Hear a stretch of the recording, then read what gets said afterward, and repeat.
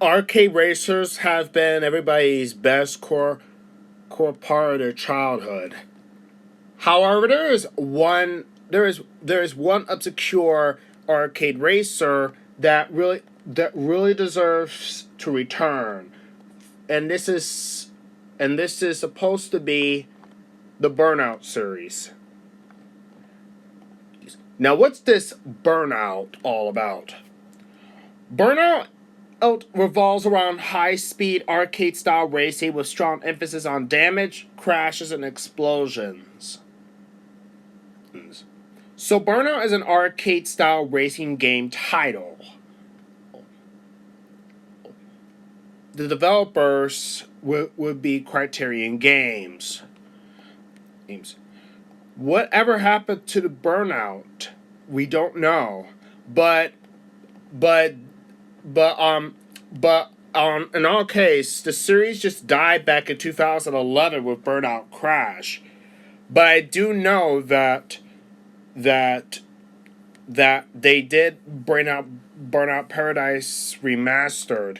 But honestly, this is just the same. Honestly, this is really just a remaster, though. Oh, Burnout! How everybody really missed.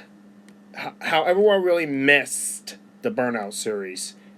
Let's just look at this history and see what happened to this legendary arcade racing title.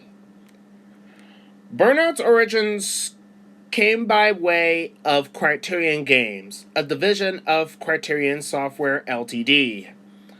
Criterion Games was used to be owned by Canon Inc. until it was sold off to Electronic Arts in October 2004. Under Criterion Games' umbrella, many of their studios' titles were built in their in-house engine, appropriately named the Renderware engine. And you know what Renderware was for, or the 3D era GTA trilogy games from GTA 3 to San Andreas 2004. Or so let's talk about the first Burnout game, Burnout 1. Burnout was first born in 2001. Developed by Criterion Games, it would be published by Acclaim Entertainment. Development was for almost 2 years prior to its release in November 2001. The 1976 French short film Chalet en Rose and the 1998 film Run-On influenced the concept of Burnout. Alex Ward, the creator of Burnout, said the inspiration for the racing game was the DVD's version of the 15th chapter, which is titled Crashing the Case, and shows a crash between two opposing cars. Now, now, when Acclaim Games released Burnout for the PlayStation 2, GameCube, and Xbox, it received favorable reviews on all platforms, according to Metacritic. The main gameplay mode in Burnout is the Championship Grand Prix mode, which is a selection of events with 3 or 4 races in each. Here, the player competes against 3-hour cars on various courses styled in European and American locations. Each event gets harder and requires the player to use faster cars in order to reach first place.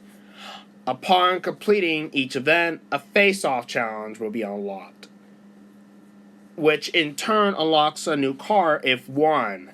Other modes included single race, time attack, and the 2-player split screen mode. Single player is a mode where the player races against 3 opponents. In a time attack, the players must finish a lap in a certain amount of time. Each location is connected in sprints. And so one could drive from River City, Paris, and end up in Harbor Town, the Costa del Sol, in a matter of seconds. And on completing of all European and American events, 2 endurance modes are unlocked, allowing the player to drive through both locations in a single race, as well as the 3 American locations. Completing these will take between 15 and 20 minutes. Each location has a distinct collection of traffic that distinguish one continent from the next. American taxi cabs versus European taxi cabs, and so forth. Burnout features a small collection of cars, including the small Super Mini and the Saloon and the Pickup and the Muscle. That's just about it. The tracks feature road traffic, oncoming traffic, cross junctions, and obstacles which can make driving at higher speeds difficult. As you are rather split on trying to be careful on to avoid oncoming traffic. Doing that will use a boost. However, if you crash into traffic, your car gets totaled, meaning you wiped yourself out. Any other computer opponent crashes into one car, they get wrecked and wiped out completely. Crashing into the wrecked opponents can get you wiped out too. Also, running into a wall can also be part of the wipeout experience. Now, before Acclaim Entertainment swooped in and got the publishing rights to publish Burnout, Criterion Games were looking for a publisher to publish the game. Actually, on one occasion, I just watched one of someone else's videos about how when Criterion went for THQ, and when that happened, THQ wanted to turn the game into a full-on Hot Wheels game, but that wouldn't happen. No way. Considering the fact that it would have been much weird and exciting because Criterion Criterion never stepped foot into the Hot Wheels market at all. If they did, why would they even do that? But thankfully, Criterion did not go for THQ at all. Thank goodness. So they went for Acclaim Entertainment. With the success of the first Burnout game, a sequel was released. Burnout 2: Point of Impact. The graphics were improved with some updates. The goal of Burnout 2 is to race circuits around the track, either alone or against other artificial intelligence or human opponents.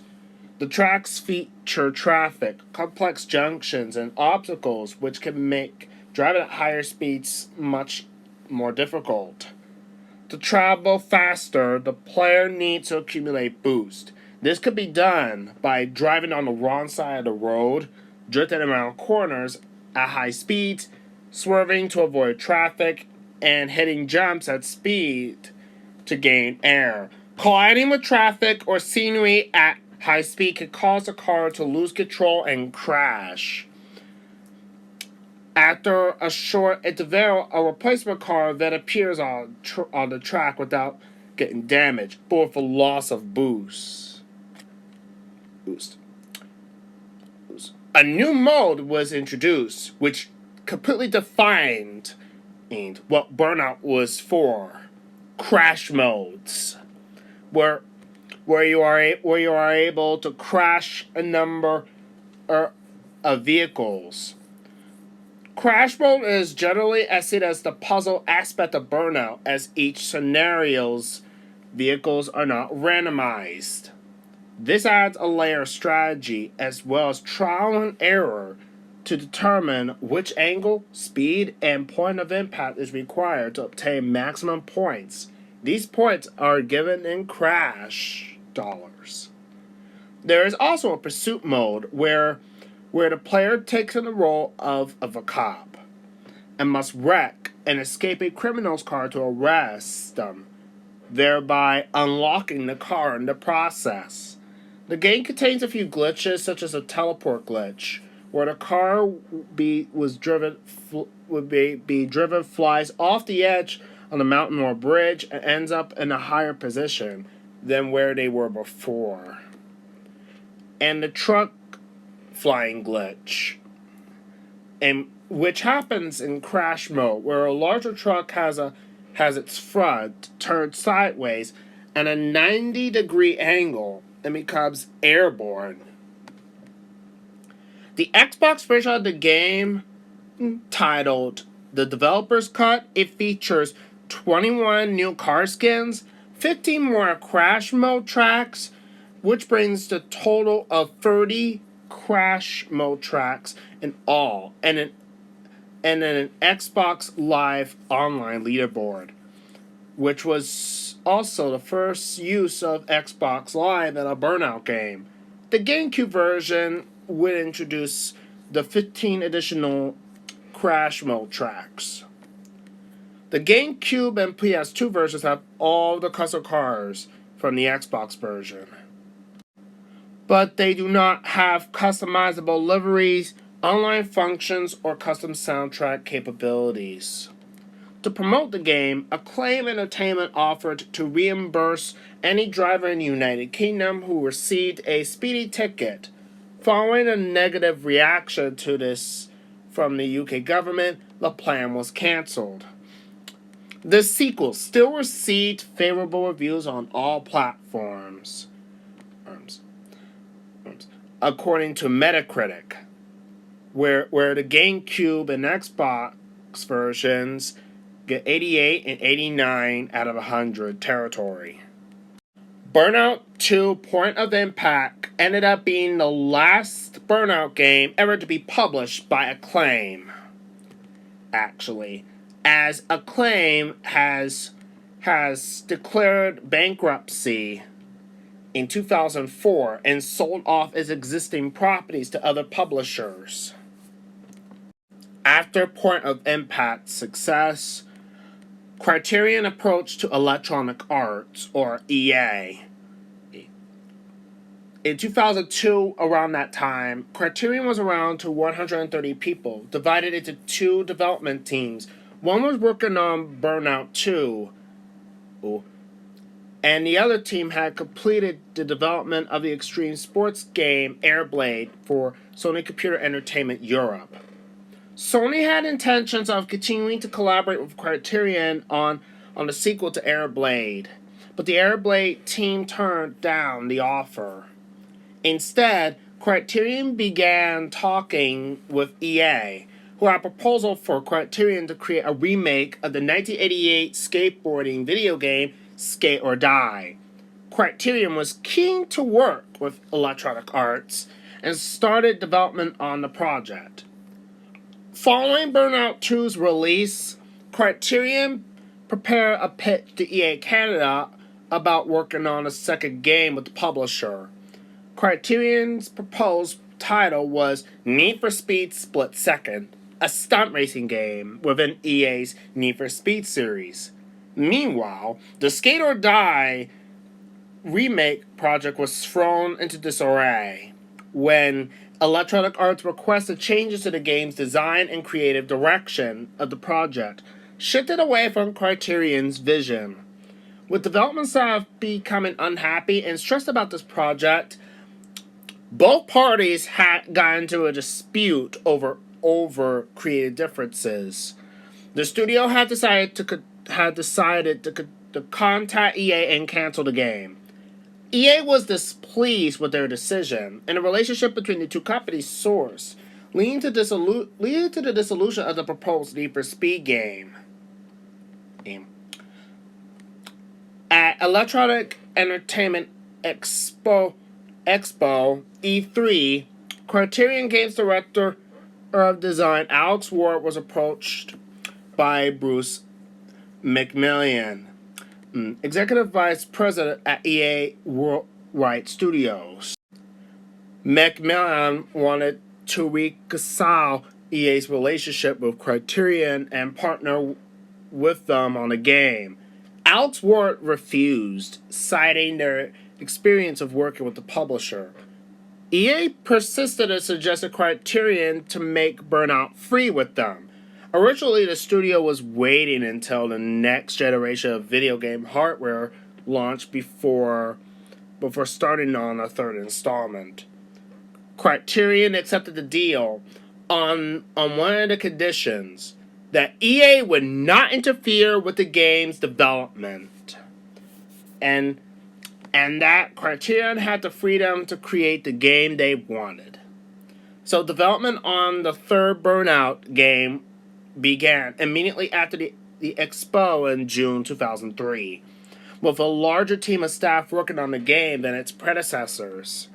By January 2004, Criterion had a build of the game ready to demonstrate to EA. The development team had drafted several subtitles for Burnout 3, including Fuel Injection, Crash and Burn, Seek and Destroy, Takedown, along with some more ridiculous suggestions like See You in Hell. They felt that Takedown was not an appealing choice, but the outcome of EA's focus testing proved otherwise. Despite a rocky start in their relationship with EA, Criterion admitted to benefiting from the publisher's experience throughout the course of Burnout 3's development. By July, development on the game was nearly complete, with the remaining work confined to bug testing and polishing the experience. By the end of the month, Electronic Arts acquired Criterion, alongside with the Burnout IP. McMillan stated that their strong expectations for Burnout 3 and the ownership of the series were key reasons for buying Criterion. Canon Inc. agreed to sell Criterion to Electronic Arts, which meant that Criterion Games is now officially under the Electronic Arts umbrella to this day. And in 2004, Criterion and EA had released Burnout 3 Takedown. That means Burnout 3 Takedown received great universal acclaim, and it became the best-selling arcade racer game. It would be released on PlayStation 2 and Xbox. The team improved their graphics engine, Renderware. The graphics engine was improved to give between 50 to 100% times more faster rendering than in Burnout 2. The increased performance allowed them to add features like real-time radiosity lighting and better environment mapping effects on vehicles. And the programs at the studio were dominant to making the game run at a frame rate of 60 frames per second. However, frame rate would drop because of the vehicle collisions. They opted to run the game at 30 FPS during those dramatic instances, increase the number of particles and debris that were rendered. From an early stage of development, the team wanted to include support for online network play in Burnout 3. They had never explored online play before, so they used Burnout 2 as a test bed for the feature before interrogating it into Burnout 3 Takedown. While Criterion had their own audio team to create original music, Working with EA allowed them to include licensed music in Burnout Free. EA launched an initiative called EA Tracks in 2002. Um, Burnout Free's soundtrack featured over 40 songs delivered to a radio station formatted by DJ Stryker from an alternative rock station, KROQ-FM. Options were added to modify which songs to play during a race or in the menu screen. The Xbox version supports custom soundtracks. Now, we all know that the Xbox version is much better than the PS2 as it's very smooth though. Oh, like I said, Burnout 3 Takedown received universal acclaim from professional critics. The design for Alex Ward had noted that EA's snowboarding video game series SSX was an influence for Burnout 3's bolder and brasher nature. That there was an emphasis on making the game more aggressive than the previous installments. Alex Ward described Burnout 3 as a game about fighting through traffic rather than racing through traffic. This approach to the game's design led to the introduction of takedowns, a feature that reward the player with boosted points for knocking their opponents off the track. The mechanic became a focal point of Burnout 3's design and led to other initiatives. At first, the team were not convinced by the idea, though. Having the game's camera pan to show the crash of a taken-out vehicle while the player was driving. But once it was implemented, they agreed that the feature worked well. Much of the content from the first two Burnout games were carried over to Burnout 3 Takedown, with improvements at more. Burnout 3 Takedown has been described as the best arcade racer, but that really comes down to personal opinions. Now, I want to say it's the best arcade racer, though. As my personal favorites would have to go to Hot Wheels Beat That and Hot Wheels Unleashed and its canned sequel. With the success of Burnout 3 Takedown, it would begin a domination point that the takedown mechanic will be the remainder of the game's life. As Criterion has brought in another new game to the mids. Make that 2 games in 2005. 2005 would see the introduction of Burnout Legends and Burnout Revenge.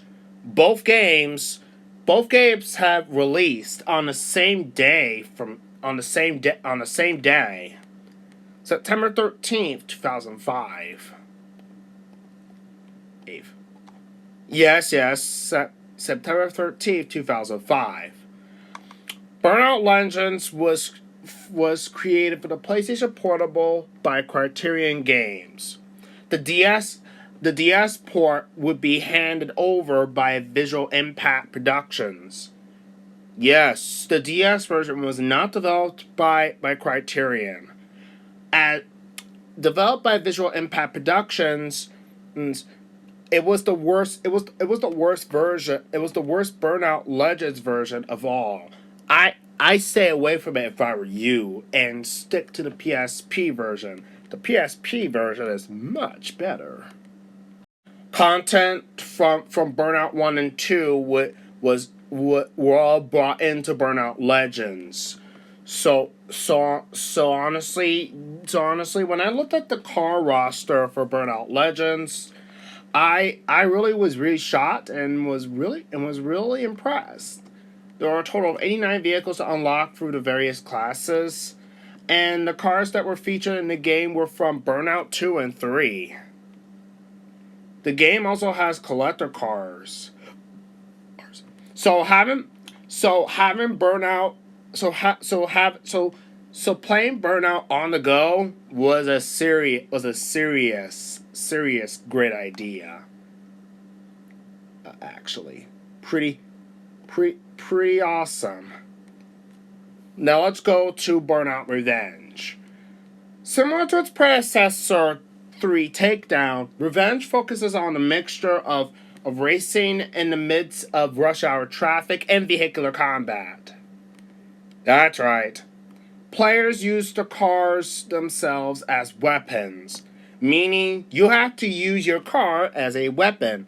You only need to battle your opponents using only your vehicle. Oh, seriously, only your vehicle. Oh.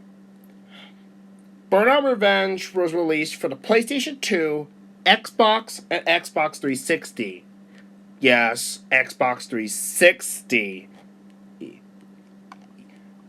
With graphical improvements. However, there were mixed opinions on the Xbox 360 version as they have glaring problems. Vehicles are much heavier. You won't be able to see anything. You might be able to slip up and mess up if you're not careful. Content from Burnout 3 Takedown and Burnout 2 are still there. Although there are differences, there's your eliminator, burning lap, up and up. Much of the content from Burnout 3 Takedown and Burnout 1 and 2 are still there. We also got new additions where traffic checking, a new focus type. So let's talk about this traffic checking. The traffic checking may be a little controversial for everyone, and there are mixed opinions on it. But during the event, when a checked car hits a rival, it's considered as a traffic takedown. Upon popping in the Burnout Revenge disc, as in the PlayStation 2 and Xbox, you are greeted with a text saying, "Dedicated to the memory of Dr. Rabin Ezra, a unique genius who will be sorely missed." Dr. Rabin Ezra died in 2005, June 27th. Dr. Rabin Ezra was part of the Criterion team from the very beginning, according to Rucker or Vision gaming videos. Dr. Rabin Ezra was responsible for making a better version of Criterion Games' renderware engine for graphics programming. Neat. He will be sorely. Dr. Rabin Ezra will be sorely missed. Pretty upsetting, but hey, I'm sure he did a very great job of improving the renderware engine in the first place. Ace. Now let's just move on. During the events of Burnout Revenge, players have access to a limited amount of boosts, which is acquired through various dangerous driving techniques, but not limited to driving on the wrong side of the road, tailgating opponents, and drifting. Unique to the series is a concept of battling other rivals. Unlike other racing games in the racing genre, players are encouraged and sometimes even required to ram rival cars and cause traffic to crash. Causing rivals to crash referred to as a takedown. Rewarding a player by extending the length of their boost gauge and completely refilling it. In designated events, a boost can also be used to activate a crash breaker, meaning you will detonate your own car and cause other nearby cars to crash, meaning in taking the ultimate revenge by taking down the revenge rivals. That's right. There are 77 cars in the game, some of which can be used for crash events. The SUVs and saloon cars are some of them. There are also bonus vehicles that can only be used only on the Xbox 360 version. And there are 2 extra vehicles that can be unlocked by the presence of a saved game from another title on the memory card or hard drive when first creating their own profile. A Madden NFL 2006 save will unlock the Madden Challenge bus, and the Burnout Free Takedown will unlock the Dominator Assassin. Both of these cars are available only for crash mode events. They're also available for online if they own an online adapter. If a save for black is present, the player unlocks the Black Elite Racer, which remind me to tell you that that Black is a first-person shooter 2006 game created by Criterion Games using the same engine that was used for Burnout Revenge. And as always, the Black Elite Racer, a car that is usually unlocked at the Elite rank. It features some references from the game. For example, there are bullet holes all around the car, and the number plates on the back reads Keller, or the player's character in black. Xbox 360 version of the title, the bonus cars are unlocked through different methods, such as completing the final crash event in rank 1 to unlock the Dominator Assassin, and reachieving elite rank is the only way to obtain the Black Elite Racer. If the player achieves 100% completion, game completion, which is the game's toughest challenge, it unlocks the Revenge Racer, which was reused for Revenge successor Burnout Paradise. Downloadable content for Burnout Revenge was added. The Xbox 360 version of Burnout Revenge was the first game to take advantage of kiosk downloads in North America, where players could take their Xbox 360 memory unit to participate in stores such as GameStop, Circuit City, and Best Buy, and downloading new content for the game onto it. The provided content varied between kiosks. The Xbox Live Marketplace content was also available in the form of new cars. Moving on, we get to the year of 2007 called Burnout Dominator. While the game uses the Renderware engine, it was not developed by Criterion, as they were very busy working on Burnout Paradise, which is their next game on the list. Burnout Dominator was developed by EA United Kingdom and published by Electronic Arts. This is the only Burnout game that was not developed by Criterion, although the logo appears at the startup, and the first Burnout game in the series since Burnout 2 Point of Impact to not feature the crash mode. At the time Dominator was being developed, Criterion was busy on Burnout Paradise and wanted to reintroduce the mode in a new form of the latter title. But Criterion Games are listed as the makers of this game in the game manual and credited as developer on the official Electronic Arts website. It is also the final Burnout game to be released on the PlayStation 2 and PlayStation Portable. The main focus of Burnout Dominator is the return of burnouts, which are the result of draining a complete boost meter without stopping. Much of the modes from older Burnout games still remained. Race, Road Rage, Eliminator, Burning Lap. We also got We also got some new modes. Drift Challenge, the Near Miss Challenge, the Burnout Challenge. Same as the Drift Challenge, but only focusing on attaining burnouts, and Maniac mode. Old.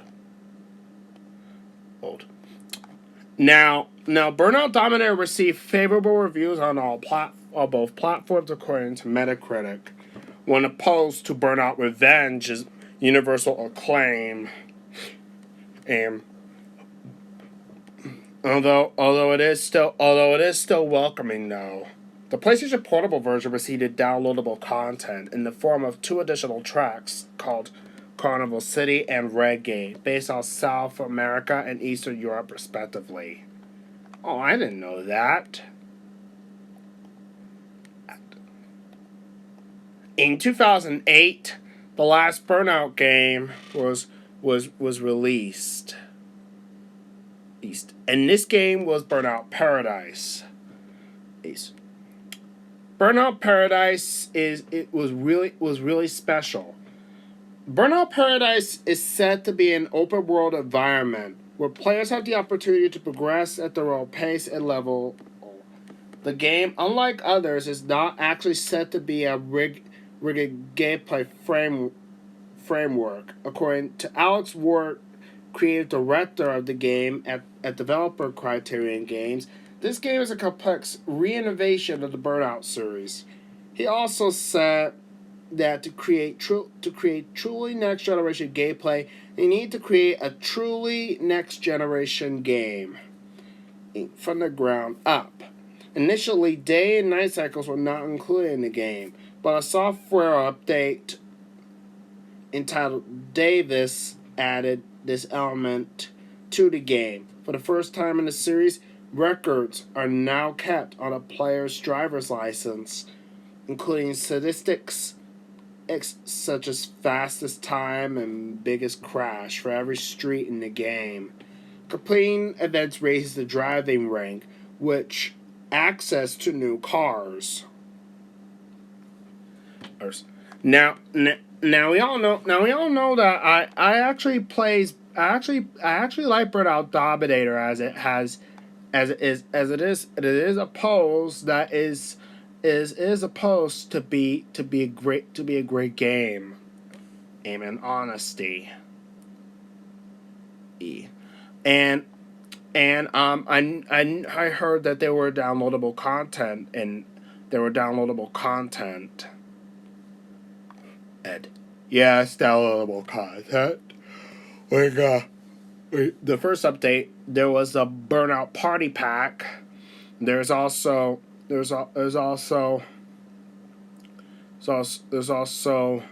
let's see what else. There's also the first premium content pack called Legendary Cars. There's also the Toy Cars pack. There's also a Boost Specials pack, the Cops and Robbers pack, and the Big Surf Island expansion pack. That's just about it. This would be for Cops or Robbers, the content does not involve AI police patrol cars, but instead borrows from the pursuit modes of older Burnout games, notably Burnout 2 Point of Impact. Players are split into teams, Cops and Robbers. Teams attempt to return gold bars at their respective bases to score points. Every Paradise car, except Carbon and Premium DLC cars, receives a police livery for the content. And interesting. A PC version was announced actually. The Burnout Paradise is the first game in the series to be released for PC. However, unfortunately, Gamer Alex just said we had some bugs here and there on the PC version. Also, throughout Burnout Paradise's existence, there are updates here and there. However, this would ruin Burnout Paradise in many ways, according to certain people. And Gamer Alex really said it at best. and it strayed away from made the 1.0 build great. 8. I really didn't know that there were updates to the game though. Well, I don't own Burnout Paradise back then because I didn't have an Xbox or PlayStation 3 machines. I remember I do have an Xbox 360 console though, but it was someone else's Xbox 360 console as someone had moved in to be with my family. Unfortunately, following some certain issues we had, someone who was meant to be part of my family he had moved down in the process. Yes. So yes. And I didn't wish for Burnout Paradise I was not much into racing games as I was more leaned into more of the match 3 puzzle games like Bejeweled and Jewel Crest. Yeah. Back then I used to care about puzzle games. That's right. Burnout Paradise's remaster was an announcement coming from Electronic Arts or Criterion Games, or both in general. Now, it was a best announcement ever back in 2018, and it would be the definitive version. But what we got is much more buggier and sloppier version that compared to ones on older gen consoles. Or not. Now, instead of having Criterion make the remaster, EA went for Stellar Entertainment, with some of the Criterion crew helping out with the remaster. And there were some mistakes here and there. Their first mistake was to use the PC version as the basis of the port. Wait. 8. Maybe this might be coming back to the GTA remasters actually. Off topic, but actually I'm actually supporting and actually suspecting that Rockstar had hired Grove Street Games and had them use the worst port of the GTA trilogy port actually. And I believe it might be the PC port of the remaster actually. How do I know this? Well, apparently I found. Well, how do I know this? Well, apparently I played the PC version of GTA Vice City before, and guess what it had? And guess what? It was full of like, I don't know, some problems that would botch down the experience. Actually, and there are several problems that had occurred and I just couldn't understand why couldn't Rockstar just go for the Xbox versions as the basis of the port of the trilogy remaster. So honestly, this is one of the stupidest mistakes I have ever heard and ever seen in my entire life. All topic wise, let's get back to Burnout Paradise's remaster. Now, Burnout Paradise's remaster is being powered by the PC version of the game. How did everybody all know this? Well, apparently, much of the bugs and issues made its way into the remaster. The bike damage glitch was present, and the Olympus governor was missing its camouflage livery, or the camo livery. I think. Yeah, this is what Yeah, I believe I watched Gamer Alex's video about Burnout Paradise, so it was no brainer. I forgot about it. Some of the impact sound effects were removed from the remaster. Not just that, there were many of the DLC have been messed with. The Toy Jansen '88 special, which is based off the DeLorean, was heavier. The toy Nighthawk GT, it was missing sound effects when boosting, and the Olympus Governor was missing its camo livery. Some of these issues were fixed on the PC release of the remaster, but never fixed on consoles. What the heck, EA? You didn't let Criterion fix those issues on the other consoles? What the hell? What were you doing? Seriously, EA, what were you doing? I had no idea why Criterion couldn't have any time to fix those issues on the consoles. One more thing. EA brought Burnout Paradise's remaster to the Nintendo Switch, which meant that the console that got Mario Kart 8 Deluxe now has a Burnout game. And this was the first time that a Nintendo console has gotten a Burnout game since Point of Impact. No surprise.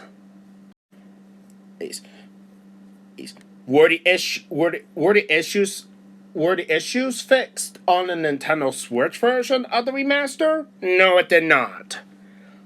Just a PC version of the remaster, yet never fixed on consoles. The bike damage glitch is fixed, and the Olympus Governor now has the camo livery. Gamer Alex said that EA claimed that the soundtrack was completely unchanged, yet they actually removed a few songs, probably due to licensing issues. Electronic Arts decided to pull the plugs on the online servers from the original game. This means you cannot use the IGN Turbo or the Olympus Governor, since they were online only. EA also decided to delist all the DLCs from the original game. So if you want the DLC for your Xbox or PS3 copy, but you couldn't. Though any DLC that you purchased prior to the server shutdowns is still usable. But this one not. But oh boy, this is going to be a problem for people on the PC version. The PC version of the original game doesn't start up as the online license check will never work, meaning you need a crack to play the game. According to Gamer Alex, there is also another problem stemming for Burnout Paradise's PC version, as the DLC that was available for the PC version no longer works, as that same online license system also applied to the downloadable content DLC for the PC version of the game. So honestly, that means you might want to rethink and reconsider on getting a remaster. Metacritic had marked Burnout Paradise was been met with very positive reviews. That's the original game.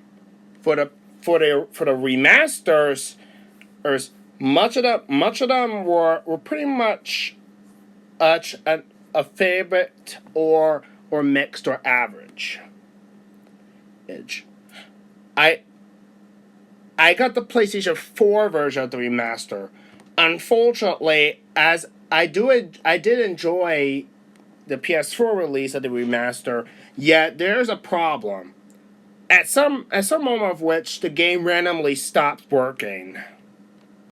Yeah, it happened to me a few times, as as Burnout Paradise Remaster has would stop and freeze, and then something went wrong with the game. It's just so completely why. And there's another thing I like about Burnout Paradise is that they just included bikes into the game. Pretty wild, I think. But what's to say? Burnout, the final game in the series, Burnout Crash, is a downloadable action racing game for the Burnout series. It would be developed by Criterion Games.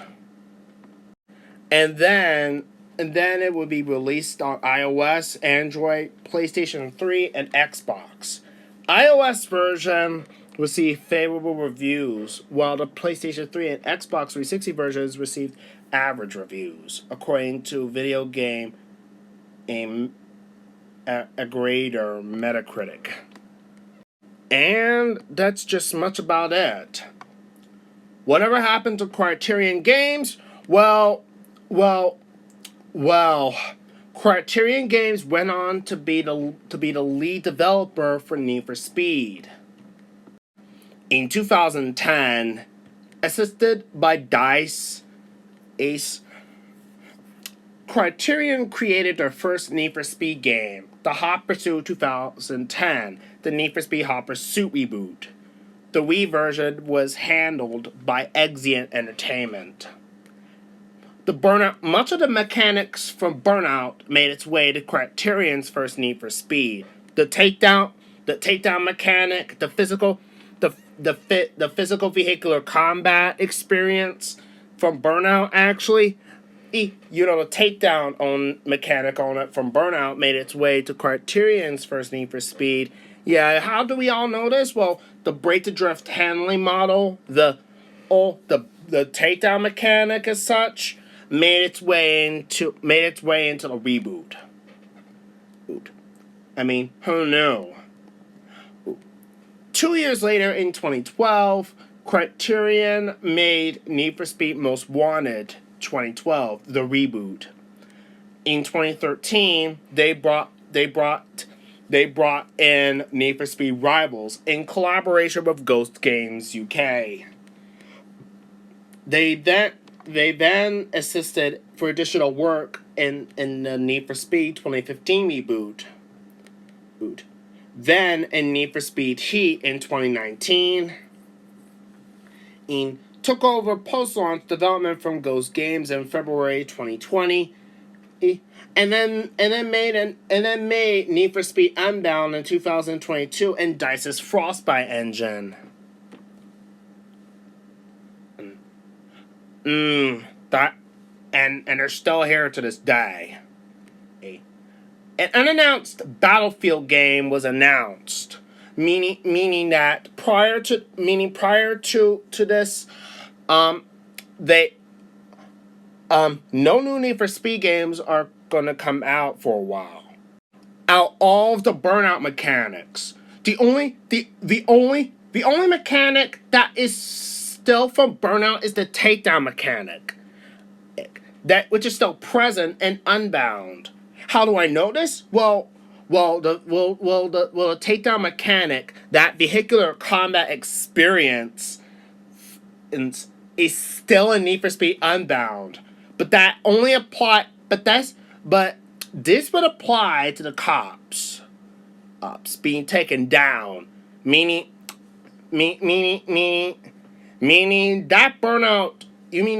Meaning that Burnout Revenge and Burnout Free takedown mechanic on it is still present, as I confirmed it to a user on YouTube when I looked up Need for Speed Unbound takedown actually, which means the Burnout tradition, that the main Burnout tradition, the takedown mechanic, is still present. And it's still present in Need for Speed Unbound to this day.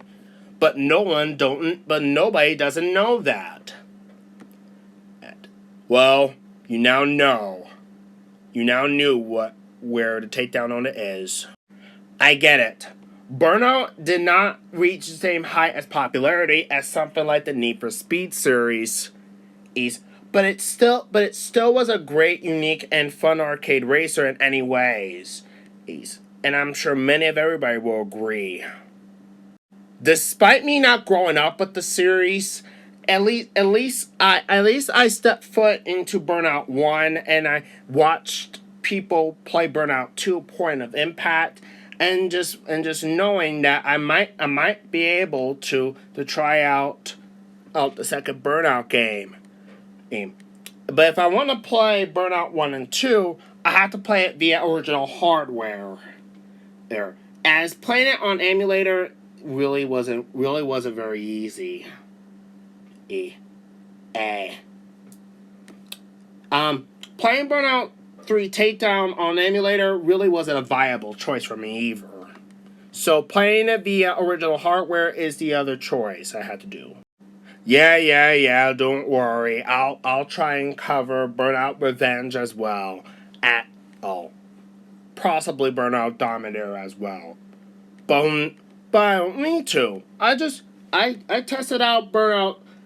I did play Burnout Dominator on PlayStation Portable. And I also played Burnout Legends on the PlayStation Portable as well. Via PPSSPP emulation.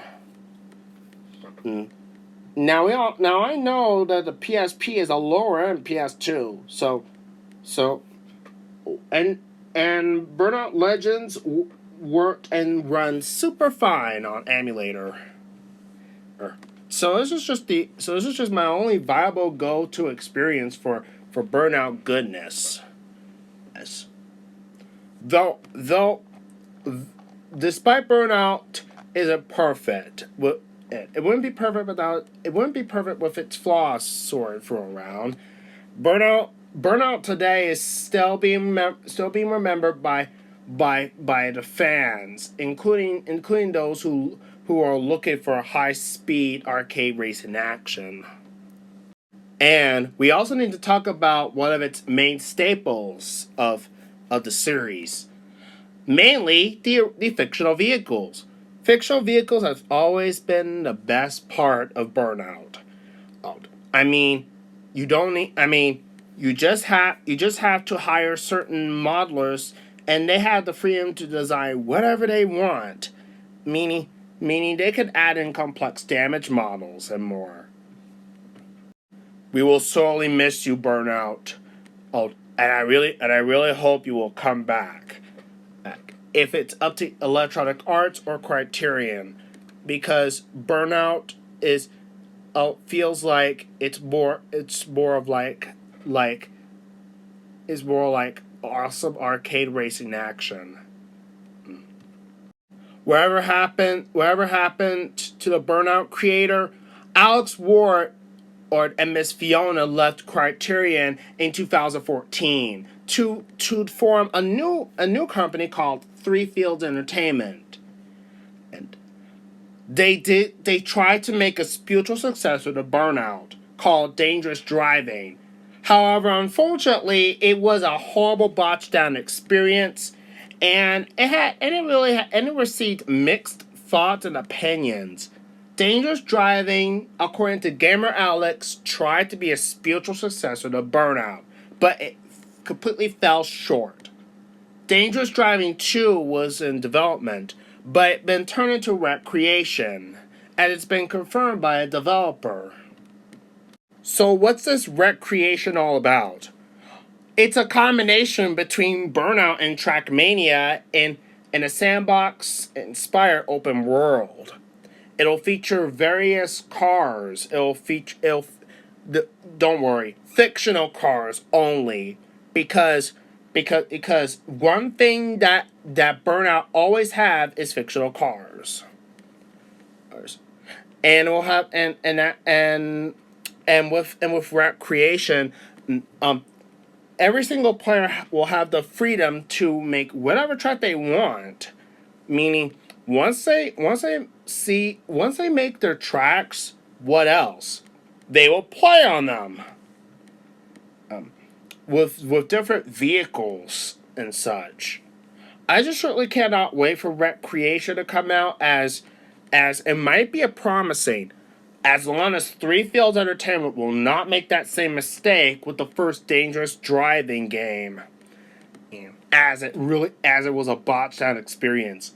I never played that. I never played Dangerous Driving, and I will never will. It doesn't have the same Burnout spark at all. Let me know your thoughts down in the comments. What do you remember? Which Burnout game did you grow up playing with? Revenge, 3 Takedown, Point of Impact, Dominator? Let me know your thoughts in the comments. Have a nice day.